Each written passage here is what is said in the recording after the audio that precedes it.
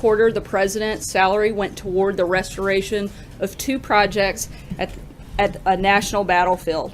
After his donation, additional donors quickly stepped up to bring the total gift to over $260,000.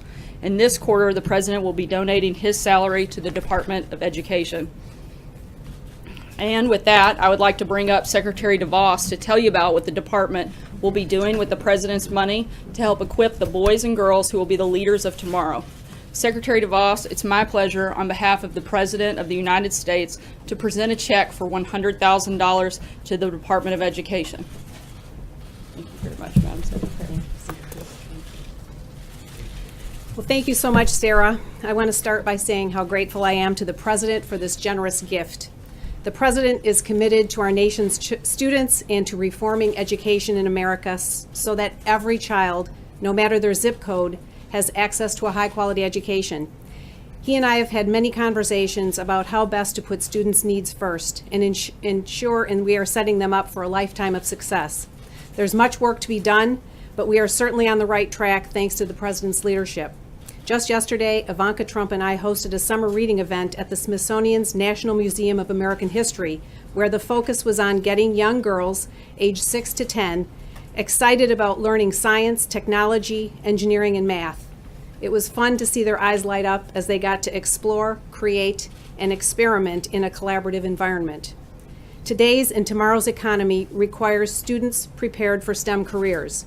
That's why we've decided to use the President's second quarter salary to host a STEM-focused camp for students at the Department of Education.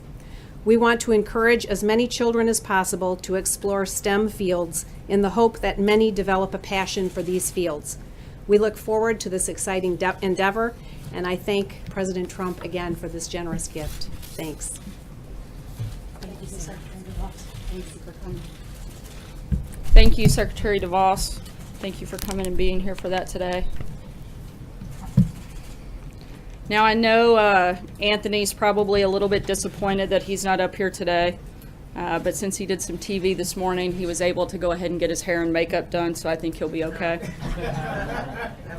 As Anthony said when he was up here last week, we're looking to mix things up a little bit. From time to time, I'd like to give us all a little reminder of why we're here every day, which I imagine for most of us is because we love our country and want to make it better. I've spent a lot of time around the president over the last year, and I know exactly why he's here. He's tough, he's a fighter, he's a strong leader, and he's somebody who deeply loves this country. And he loves its people, and he wants to make America great again. In Washington, it's often easy to go to work, get lost in the process, and forget why we're here every day. The reason we're here is to serve the American people. And today, I'd like for you to indulge me and let me tell you a little bit about what that means for me. To the best of my knowledge, I'm the first mom to hold the job of the White House press secretary. That says less about me than it does about this president. It's not just with personnel, it's about people and it's about policy. Empowering working moms is the heart of the president's agenda, particularly when it comes to things like tax reform. I have 3 children, and the oldest, Scarlett, starts kindergarten in a few weeks. Scarlett and every little girl in America should grow up in a country that if we deliver on the president's agenda of better jobs, better health care, and a better tax system, that incentivizes women to work and raise children. As a working mom, it's not lost on me what a great honor and what a privilege it is to stand here at the podium, and I thank the president for the opportunity. I'll always do my absolute best to truthfully answer your questions and deliver the president's message. Jonathan, I'll preempt you from asking that question later. But I also hope to send my daughter a message, and to every other kid in America: don't listen to the critics, dream big, and fulfill your potential, because in this country you still can. To remind us a little bit more often about some of the forgotten men, women, and children that we're here to serve and that the president is fighting for, we're going to start the White House briefing every once in a while with a letter or an email that we may receive from some of those individuals. To kick it off with that process, I'd like to read you a letter from 9-year-old Dylan. My name is Dylan Harbin, but everybody calls me Pickle. I'm 9 years old and you're my favorite president. I like you so much that I had a birthday about you. My cake was the shape of your hat. And then Dylan goes on to ask a few questions. How old are you? Dylan, President Trump is 71 years old. How big is the White House? The White House is 168 feet long, it's 70 feet tall on the south side and 60 feet 4 inches tall on the north, and it takes 300 gallons of white paint to cover the exterior of the White House residence. It has 132 rooms and approximately 55,000 square feet. How much money do you have? Dylan, I'm not sure, but I know it's a lot. I don't know why people don't like you. Me either, Dylan. You seem really nice. Can we be friends? I'm happy to say that I directly spoke to the President, Dylan, and he would be more than happy to be your friend. My picture is in here, so if you can, see me and say hello. Dylan, I hope you're watching because the President wanted me to personally tell you hello. Your friend, Dylan. Dylan, thanks for writing to the President, and if you're ever in Washington, D.C., I hope you'll stop by and let us show you around the White House. And with that, I'll take your questions. Steve. Sarah, Jeff Sessions was here today. What was he doing here? Did he meet with the President? And what does the President think about the conservatives who are rallying behind Jeff Sessions, saying he's essential to staying in his office? The Attorney General was here for other meetings, not with the President. It was a Principals Committee meeting, and did not see the President while he was here. I think the President's been very clear about where he is. He's obviously disappointed, but also wants the Attorney General to continue to focus on the things that the Attorney General does. He wants him to lead the Department of Justice. He wants to do that strongly. He wants him to focus on things like immigration, leaks, and a number of other issues, and I think that's what his focus is at this point. If the Attorney General launches a leak probe, would that help his status with the President? I don't think that's the nature of the relationship. Again, I think that the President is disappointed. He stated that, and I don't think there's anything more to add beyond that at this point. Sarah, thank you. A couple of questions about the new policy on transgender service members the President announced this morning.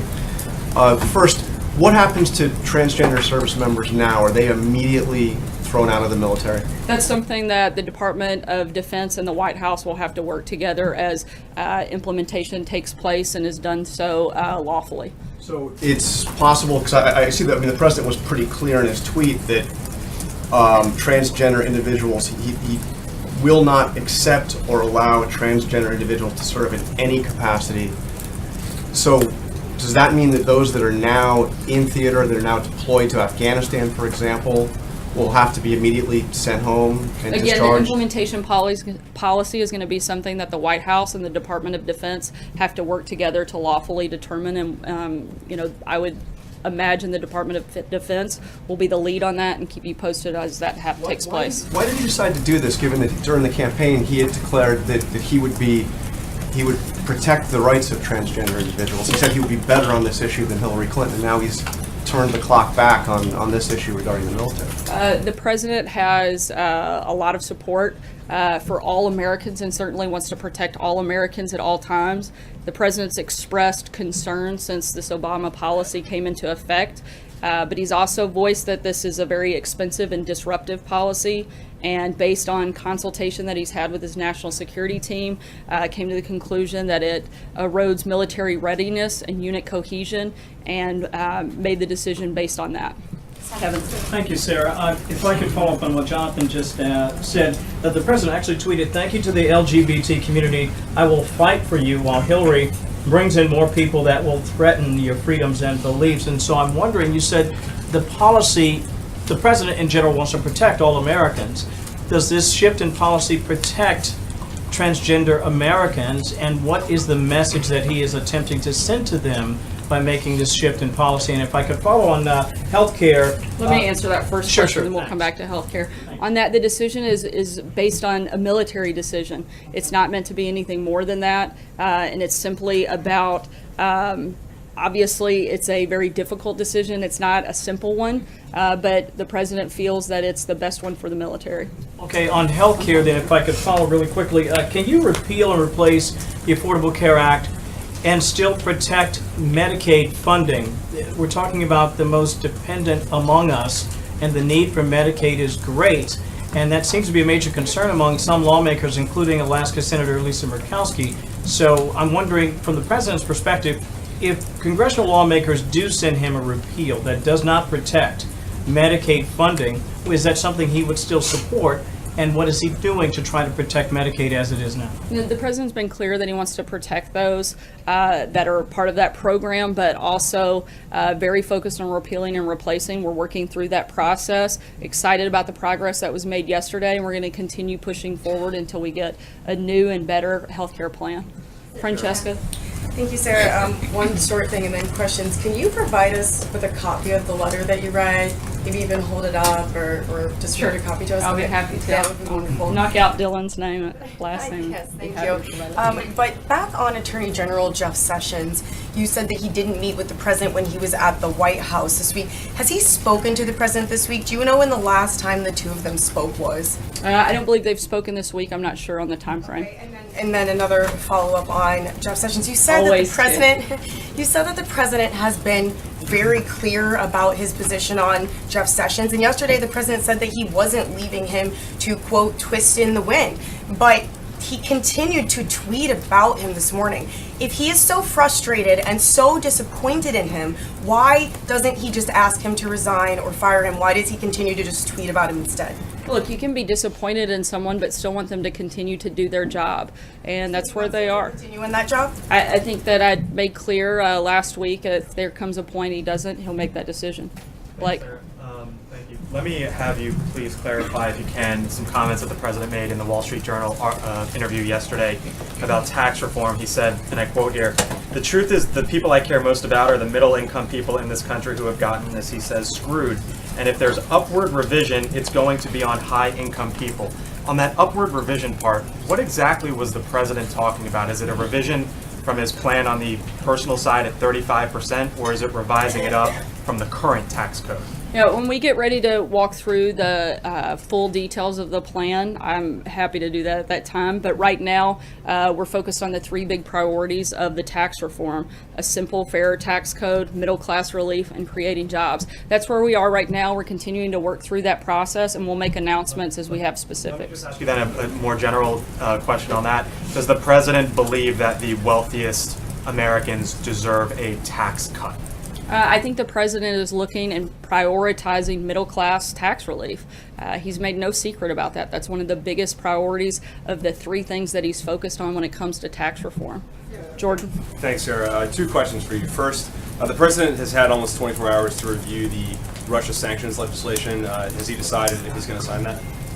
Well, it's a little bit more complicated than that. Senator Corker actually came out earlier today and said that he's not fully supportive of where the bill stands. We expect that there's a possibility that more changes take place, and so we're going to see what that looks like before we make a final decision. But I can tell you that the White House, the president, and the entire administration, as we've said many times before, strongly support sanctions against Russia, Iran, and North Korea. My second question is the president considering looking at any kind of policy about transgender people serving in the White House now that he's tried to make a decision on transgender people serving in the military? No, once again, this was a decision based on what was best for the military and military cohesion, and on the counsel of his national security team. Go ahead, Major.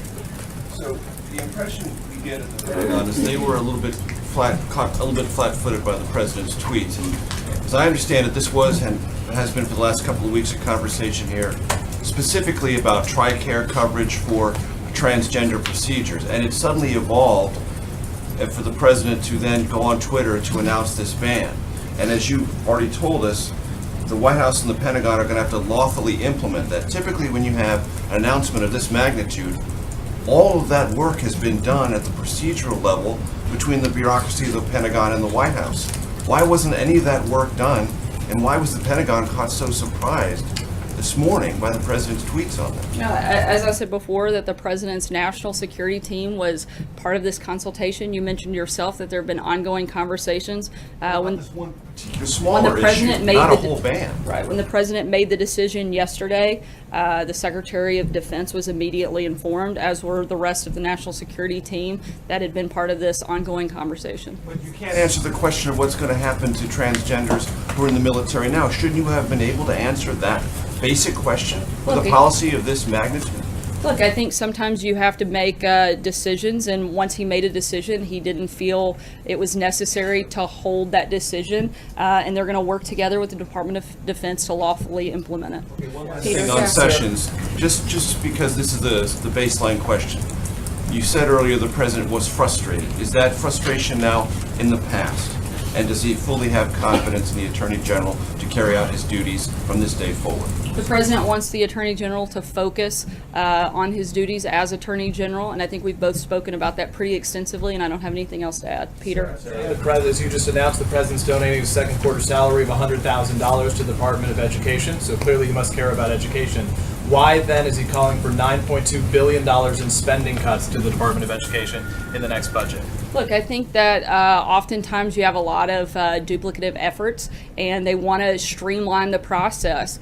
And we simply have a government that's completely out of control when it comes to spending. We have an outrageous deficit, and we're looking to make things that we have a balanced budget in the next 10 years. The president campaigned on it. He's committed to seeing it through, but he's also committed to education, as you can see by his own personal commitment, and looking for ways that we can save and continue on to make education better, passing some of that decision making down to more local and state control, and something we're certainly supportive of. Quickly on transgender, just a quick follow-up. In June of 2016, in the heat of the campaign, he wrote, "Thank you to the LGBT community, I will fight for you."